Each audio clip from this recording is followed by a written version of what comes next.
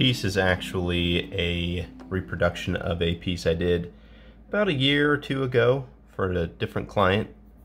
The client of this piece saw that piece and wanted the same thing with a couple of little changes, which we'll go over. So this is just a Plague Champion. He sent me the parts. There was a little bit of fitting to do with the hands and everything to get them to space out. The shoulders were actually, the arms were actually placed a little bit further this way, which is fine. The pauldrons on Space Marines cover those joints up, and so you can kind of cheat that pretty easily. But other than that, it's just a Plague Lord, or Plague Champion, I think. I'm not familiar with Chaos that much. Anyways, we added a hood here, made it really ragged, tore open a hole here so that the horn is poking through there. Since there are a lot of horns on his right side of the body, some of the horn detail, some of the cloth is ripped to allow that to come through, so his cloak is torn here to allow that to come shooting through. Take off the backpack here. You can see I went with a ragged, nasty cloak, just like on the old version, but this time I added some stringy fur, kind of like moss.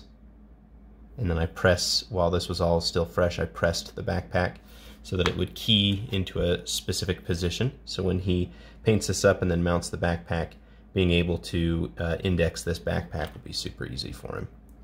One challenge was keeping the arms removable, which I have done here to allow him to paint.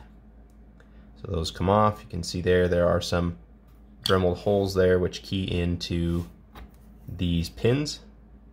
So now he can paint this. The sword, this is actually, the hands here and the arms are the ones that are pulling a grenade, I think. I don't think they really belong to this body. Anyways, the arms are normally pulling a grenade, but I trimmed off the grenade and slipped this arm underneath this one, and now they're holding a sword. The grip here, the tang of the sword, is actually a pin, a paper clip, excuse me. And then all the details were cut and drilled, sculpted on top of that paper clip.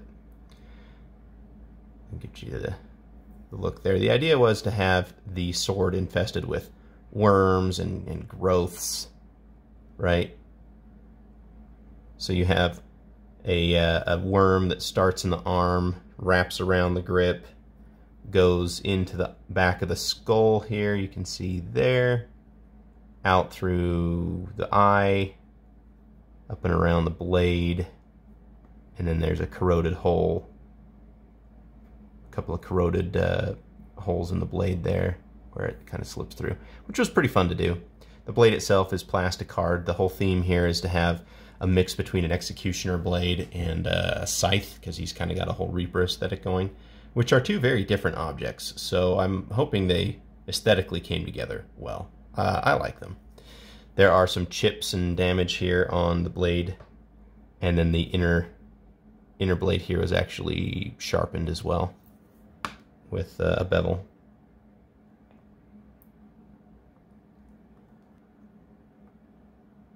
So there you go, guys. Hope that was cool.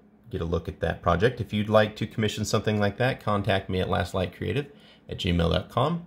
If you are part of the Patreon, make sure you join the Discord so that you can hang out with us and ask questions and share your own projects. If you would like to learn to sculpt like this, join our Patreon at patreon.com/lastlightcreative, where you can learn to build things like this, sculpt cloth like this, fur, hoods, all that. Thanks so much, guys.